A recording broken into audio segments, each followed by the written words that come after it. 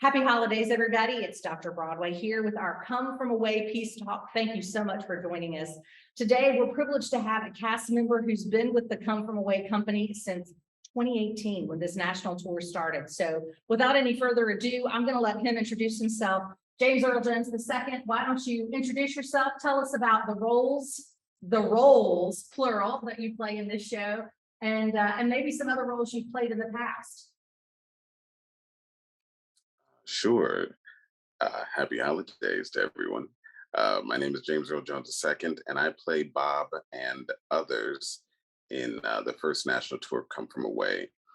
Um, I say and others is because all of our cast members, there are 12 of us, 6 men, 6 women, and we all play a main character and then various other characters. We play in total about 70 characters, telling about 1,500 stories, true stories about what happened in this tiny town in Canada called Gander, Newfoundland during 9/11.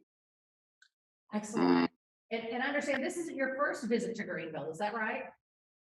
This is not my first visit. So the show actually, this show came to Greenville in 2019, and it was an amazing time there. But what was kind of fun was that, like I said, we're telling true stories, right? So we were staying at the Hyatt just off Main Street, I believe. Um, and when we were there, we were wearing clothing that had Come From Away on it. And a woman was checking in and she said, I feel like I've seen this logo before. What is it about? So we're telling her what the show is about. And she says, I was there. I said, what? And she said, I was one of the plane people.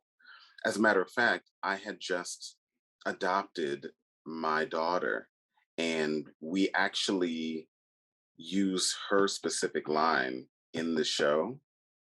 And she didn't even know that this show was happening or that it was here or there. Um, and so she ended up participating in a Q&A with us that night. She was there for convention. She had no intention of coming to see the show, but she saw the show. She participated in the Q&A. And it was just a really magical moment. And that happens throughout the US. But I was also in Greenville in 2014 doing the Gershwin's Porgy and Bess, directed by Diane Paulus. It's funny that you mentioned that woman. Her name, I know her well because I remember that Peace Talk, that Q&A that you're talking about. Her name is Yeah. Beth Wakefield. She's from Yeah. Nashville, and she just happened to be checking in and ran into some cast members and then joined us for our Peace Talk, which I guess That you're is also a part of. actually, you know what? I was not a part of it. I just watched it.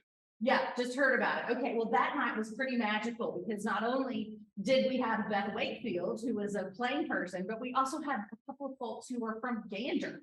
So we had Yeah. some Newfoundlanders who corrected my pronunciation of Newfoundlanders. So if I say it correctly, it's because they were here that night. It was really a magical thing. But this show, I think magical is a really wonderful word for it. It's a show about bringing great love and compassion out of tragedy. And I wonder, for those who maybe are completely unfamiliar with it, can you give us just a brief synopsis? You started in your introduction to the roles that you play, but tell us a little bit more about the show for somebody who maybe sees it in a season catalog and says, Come From Away. You know, I know Fiddler on the Roof, but what's Come From Away? Give us a little Sure. bit for people who weren't aware about what happened in Newfoundland that week.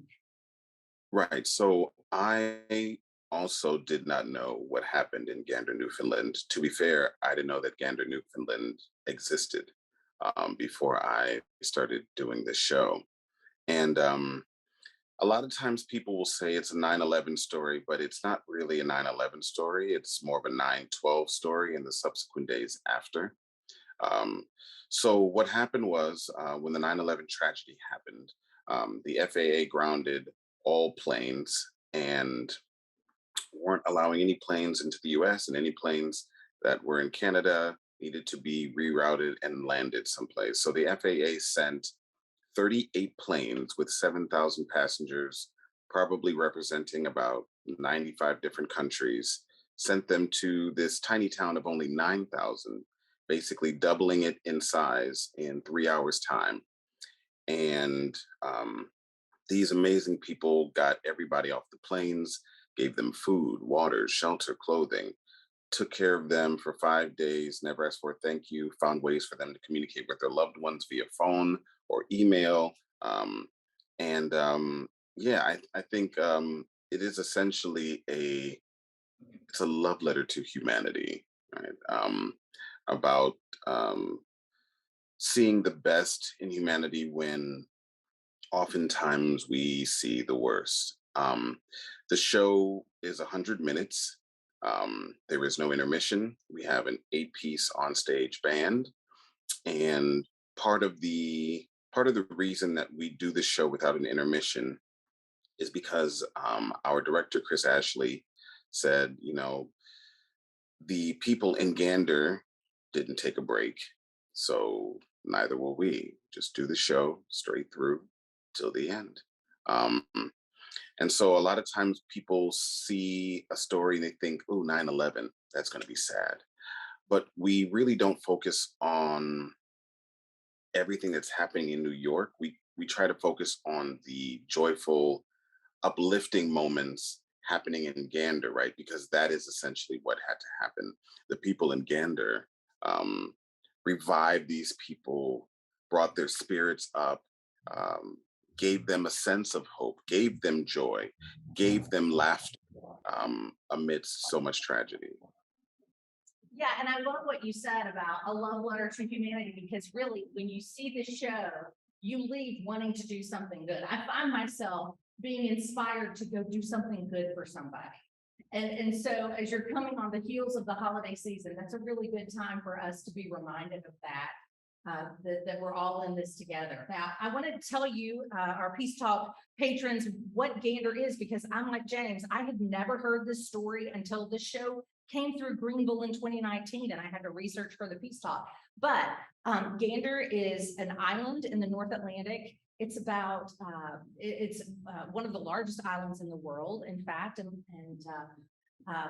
it is a place where they had a large airfield, right? And an airfield that could accommodate jumbo jets. It used to be that when you crossed the Atlantic, you had to have a pit stop somewhere between, say, New York and London, and Gander was that pit stop.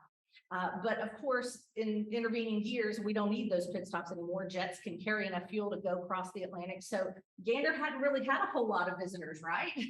Until, That, like I said, 9/11, 2001. And as they were looking for a place to ground these planes, they certainly didn't want to send it into population centers like Toronto or Montreal, other big population centers in Canada, where maybe there might be some malintent with those planes. None of us knew really what was going on, but they remembered this massive airfield that was largely unused in Gander. And that's why they grounded these planes in Gander. Does that sound fair to you? it does, but the problem is that you have a huge airspace, but they didn't have the infrastructure, right? They didn't have the personnel, and I think that is what made things so difficult. Yeah. But just because it's difficult doesn't mean it's impossible. And these amazing people proved that that you can do just about anything.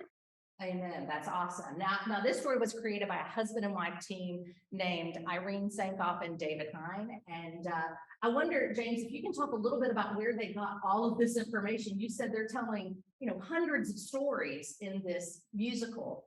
Where did that information come from? Can you talk about that for me? Sure. So I'd say it's about between 1,100 and 1,500 stories. And they actually went to the 10-year anniversary of 9/11 in Gander, Newfoundland. And they they had a grant that was given to them to write this musical. They didn't really know where to begin, but they went there and they started interviewing people, and um, it was kind of amazing how, like, after just a few interviews, they realized, one, we're going to be here a much longer time, and two, they became fast friends and eventually family with so many people, so many people who live in Gander, and so many of the Plain people. And they took it to Sheridan College in Canada, and they were doing it at a school. Um, and then eventually it got submitted to a festival. Producers got involved. Our producers, Junkyard Dogs, thought that this was not just uh, a great musical, but a necessary one. And um, thanks to their help, they began to workshop it. It it was in co-rep with Seattle Rep and La Jolla Playhouse, where our director Chris Ashley is the artistic director. Um, and from there, it went throughout Canada, and it went to Toronto. It went to the Ford Theatre in DC. It even went to the hockey rink in Gander, Newfoundland, where the community gave it its seal of approval, and and then eventually it opened on Broadway in March of 2017.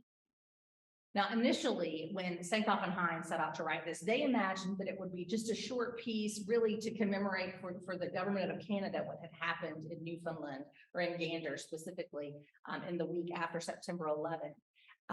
But they began to very quickly see, as James pointed out, that this was a much larger story. They thought they might tell it a lot in the same style as the Laramie Project, if you're familiar with that, which is a docudrama, really a play about a young man who was killed for being gay in Wyoming. They thought they might do it in that way, but they instead chose to take it in a musical direction. And James, I wonder if you can speak to the many different styles of music. This is not your traditional musical theater piece in terms of, a golden age sound. This is not Rodgers and Hammerstein. Talk to me about the music of this show. Um, it's so unique that when you see some of the band players, you think to yourself, um, what else were you playing before you did this show, right? Like the instruments are so unique. Um, there are uilleann pipes, and there is an instrument called the bowron, which kind of looks like a much larger, I would say, a much larger tambourine, but without the little cymbals on the side. And it's like the skin that you just like, you beat it with your hand or with a mallet. There's something so specific about that sound. Um, we have an accordion. We have someone who plays violin, but it's really playing the fiddle. It's fiddle playing. Um, there is a very Irish, Celtic feel to some of the music. There is music that does feel more modern. We do have we do have one piece in particular that is actually a standard Catholic prayer, um, and there is there is a little bit of everything. It is music that makes your toes tap. It's music that makes you lean in. Um, it's music that you want to hear more of. Yesterday, we were actually doing our sound check, which we do in every city, and there were a couple of moments where some people didn't say their lines during our. We were running some of the songs, and some people just weren't singing, and you're like, "Oh, did you hear that was your cue?" And they were like, "I just got into the music. I got into the music." Um, yeah, but it's a little bit of everything, which makes it, I think, appeal to everyone. Um, and a lot of times, people are like, "Oh, well, I don't know if there was this one song that I remembered very well, or I don't know if this was this one song." Um, and I can't speak to what one person hears versus another, but um, I can say that, like, talking to audience members and even seeing them out of the audience mouthing the words, that these songs are very memorable. The music is very memorable, and it stays with you. Yeah. And one of the reasons why there are so many different styles is because Sankoffenheim wanted to represent all the different people that were there. There were people not just from Gander, obviously, but there were people like Beth Wakefield and her family from Tennessee. There were people from Russia. There were people from all over the world who were grounded in Newfoundland. So this was not a homogenous group of people. And Sankoffenheim really wanted to represent in the music that they wrote for the piece. But you're right, it is so engaging. I think particularly of Welcome to the Rock, man. I'm an Islander. You just can't stop once that starts. It's a hype song. What's your Yeah. favorite song in the piece? My favorite song of the piece is actually, it is Welcome to the Rock, but it is the reprise.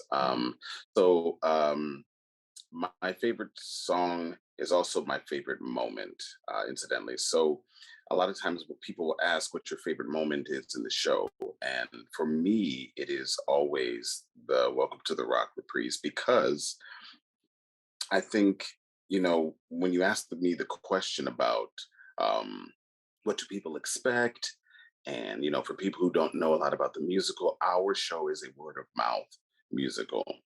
And there are a lot of people who are not initially familiar with it. And then you start this show, it doesn't pause, rarely ever for applause. The songs are not like standard, as you said, they're not like Rogers Hammerstein songs. People are speaking with so many different accents. It's like when you first start the show, there are many people who are needing essentially to get acclimated, right? They need to get acclimated to what's happening. Um, and I think that by the end of the show, we are at a point where there were some fans in the audience. There were some people who didn't know the show. There were some people who were less convinced it was going to be good, right? But by the very end, everyone's on the same page, right? Everyone, everyone has gone on this very emotional journey full of highs and lows, and we all know the meaning. We all understand the story. We all understand the message. We are all changed for the better. And you can see that on the people's faces. Um, and so for me, that is my favorite song, and it is my favorite moment. Yeah. I think that's really well said. And I agree with you that you kind of have to get your bearings at the beginning of the show. That's why I feel like this is, we do these talks for every musical, but I feel like it's probably most important for this one so that people go in understanding what they're going into. So that they don't have as steep a learning curve to understand what's happening before they can, take off and enjoy the ride of the show. But I want to come back to something that you said. You said there's 1,100 to possibly 1,500 stories told and 12 performers, right? Did I get those Yes. numbers right? Okay, so let's talk about that. I know you described it as something of beautiful chaos, what's happening on stage with all the different performers playing so many different roles. Talk about that and talk about how difficult that is to learn so many tracks as a performer. Talk about how you pull it off. I know that this is there's a choreographer of musical staging is what we really refer to it because there's so much movement. But I wonder if you can talk about playing so many roles and pulling it off almost like a ballet. It's so Yeah. graceful the way you do it. Thank you. I've never considered myself to be the Black Swan, but I will take it is the ballet. Um, it is like it is minutia the musical, right? Everything is very specific, and this is an ensemble piece in the way that the people in Gander were there to help one another. We are all vital to one another on stage telling the story. We are all helping one another with a prop, with a costume change. Sometimes we change our own costumes on stage. Sometimes someone else changes our costume for us, so that it happens faster. Um, it is we can play 3 to 7 characters. Any of us can play 3 to 7 characters. Um, One of the awesome things about our costumes is that they really are very subtle things, right? I think the I think the costume design was brilliant in the way that um, Tony set it up. So basically, we have um, you have a hat, right? You have a coat, you have a shawl, you have a sweater, and in that moment, we are different people, and the audience believes it. The audience fully believes it, which is great because sometimes people talk about, hey, plays are make believe, we're playing, and that's what it feels like, right? Like we don't need we don't need a full on different costume to be a different character. We just need accents, right? We just need a little bit of this and a little bit of that, and we become these different characters. Joe Goldies is our dialect coach, and he helped us navigate through all of the different dialects and the accents. Um, and he still checks up on us. He still will come to the show, and sometimes you don't know he's in the audience, but then like afterwards, you go to the dressing room, and there's like a little index card on your oh, um, because I mean, the show will never be perfect, right? We are merely a work in progress. Um, but this is um, this is just kind of it's just this amazing process that we do every single night of um, moving chairs and tables, because people will tell you the hardest part of the show is actually the tables and chairs. We have 3 tables, 14 chairs, and you will notice um, that on the stage there are tiny pieces of tape. Um, so sorry about that. There are tiny pieces of tape that have um, different numbers, different colors, and different arrow directions, and that dictates um, where we put the chairs, where we put the tables, and all the chairs are different and all serve different purposes. So if one chair is in a spot, it matters, right? We had a moment where um, we started the show with the chair in the wrong spot. Like it was preset in the wrong spot. So everywhere it went after that um, became a problem because it had two two pieces on the ends that you could hang stuff on. So without being able to hang stuff, then clothes were falling off. So we had to find a way to get that chair where it needed to be.